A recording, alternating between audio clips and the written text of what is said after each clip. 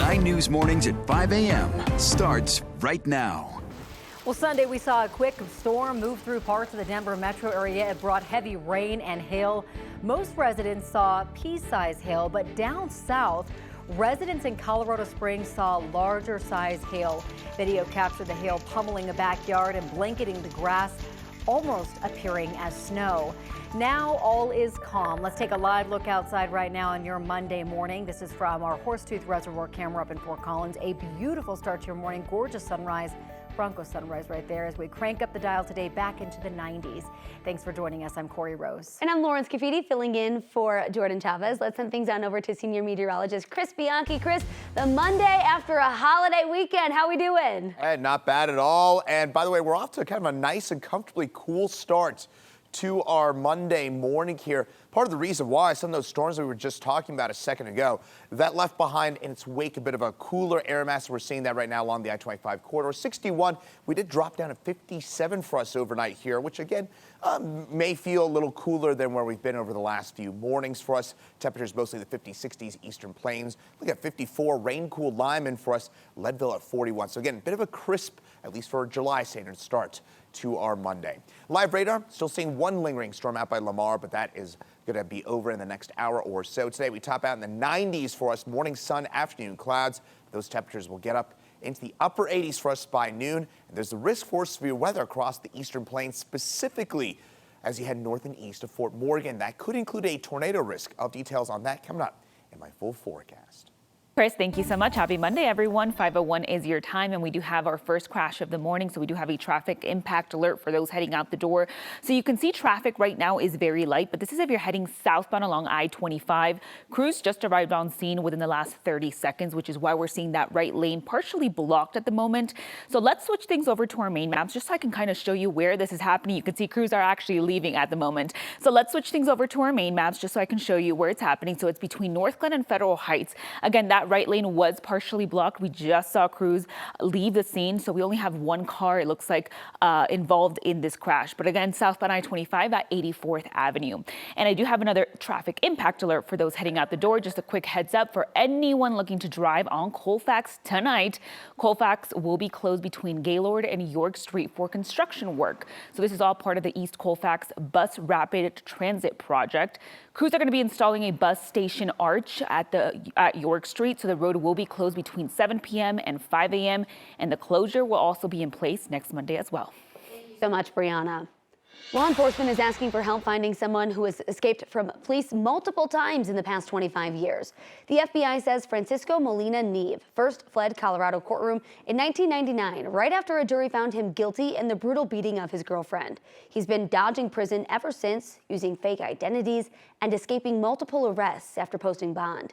He's now wanted on a federal warrant for unlawful flight to avoid prosecution. The FBI says Molina Neve has ties to Colorado, Texas, California, and Mexico. Officials believe he may be hiding in one of those places.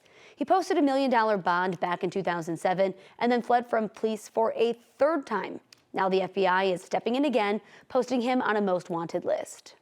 Denver police also needs your help finding a driver who hit and killed someone while changing their tire on I-25 and then kept going. Police say it happened around 7 Saturday morning on I-25 near 6th Avenue.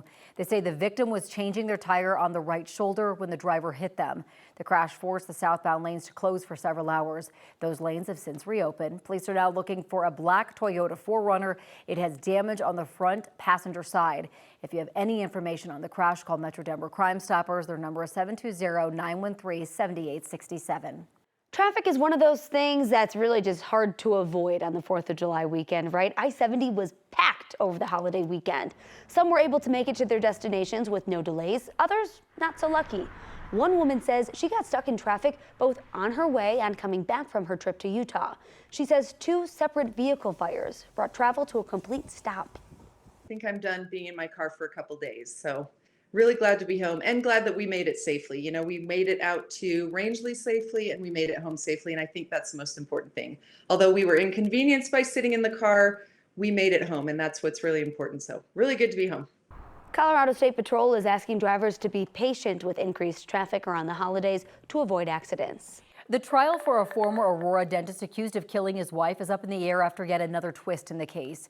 James Craig was expected to enter the courtroom again this week for his trial, but his latest attorney withdrawing from the case, so now it's not clear what's going to happen next. Craig is accused of killing his wife, Angela, in 2023 by putting poison in her protein shake. His attorney withdrew from the case after being arrested for arson. This isn't the first time Craig has been looking for a new lawyer either. His last attorney quit from the case, forcing the trial to be delayed. It is not clear if the trial will stay on schedule or when it might begin. This morning, Safeway workers are set to return to work after striking for more than 3 weeks. Picketing took place at dozens of stores across Colorado. 9 News reporter Courtney Yoon joins us live from a store in Denver. Courtney, the workers' union says it reached a tentative contract agreement.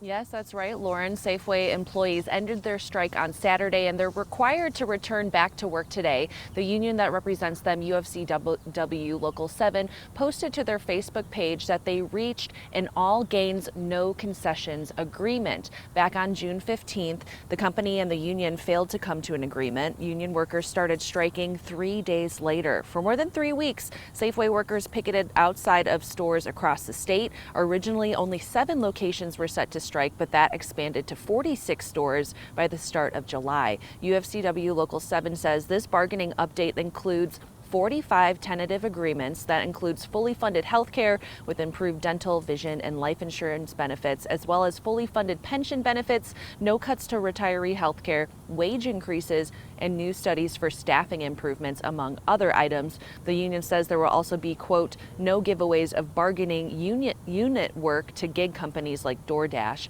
For workers who were on strike, the union says Safeway agreed to help with health care for employees who did not work enough hours in June or July to qualify. UFCW Local 7 says Safeway will terminate all temporary replacement workers, and striking union members are guaranteed their same position upon returning to work today. A spokesperson for Albertsons, the parent company of Safeway, sent Night News a statement over the weekend. It said, quote, we are pleased to have reached a fair and equitable agreement with the UFCW that will benefit our associates and allow us to continue to serve our customers in Colorado. And in post online, UFCW Local 7 says the full details of the agreement will be available for a ratification vote. That date has not yet been set for that vote. Live in Denver, Courtney Yoon, 9 News. Courtney, thank you. When you're in school, an unexpected expense can have a big impact. That's why Community College of Aurora is offering grants to help students handle certain emergency situations. They're giving out small amounts of money to help with things like medical bills, car repairs, or housing instability. This school was recently awarded a $10,000 grant to keep carrying out this program. They say it can help prevent an unexpected financial hardship from derailing a student's education. Geothermal energy projects are popping up all across Colorado. The state is investing in the clean energy source to help meet its climate goals. Since the program launched in 2023, the grant program from the state's energy office has provided more than $10 million for 56 initiatives. In simple terms, geothermal energy works by using heat from the earth to generate energy. CU Boulder has gotten 2 grants from the program. The first is being used to study shallow geothermal energy, which works by using a pump to store heat in the ground that you can use later. The second project looks at using the possibility of innovative technology from a Canadian company to send a liquid deep into the earth, heat it up, and then bring it back to the surface for energy. Their drilling technique and the closed loop system that they offer does not involve fracking. There's less to no seismic risk of their activity. So it was very attractive to us to kind of explore the potential of their application on campus.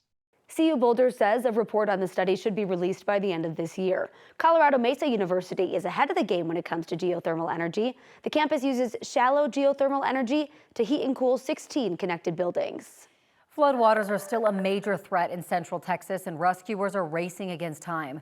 Crews are urgently searching for dozens of missing people after flash floods killed at least 80, including kids at summer camps. More than 400 local, state, and national first responders from more than 20 agencies are participating in search and rescue efforts. Texas Governor Greg Abbott says first responders have saved more than 850 lives. Many search teams are still trying to find 10 missing girls and a camp counselor from Camp Mystic near the Guadalupe River. Residents are returning to the wreckage, heartbroken, hoping for answers. I've lost near friends, best friends, my boss, my godchildren, my house, my car, all those materialistic things. But it's those people that still haven't been found. Some of them. Just praying for their recovery. Texas officials say more rain could be on the way, which could produce even more life-threatening flooding.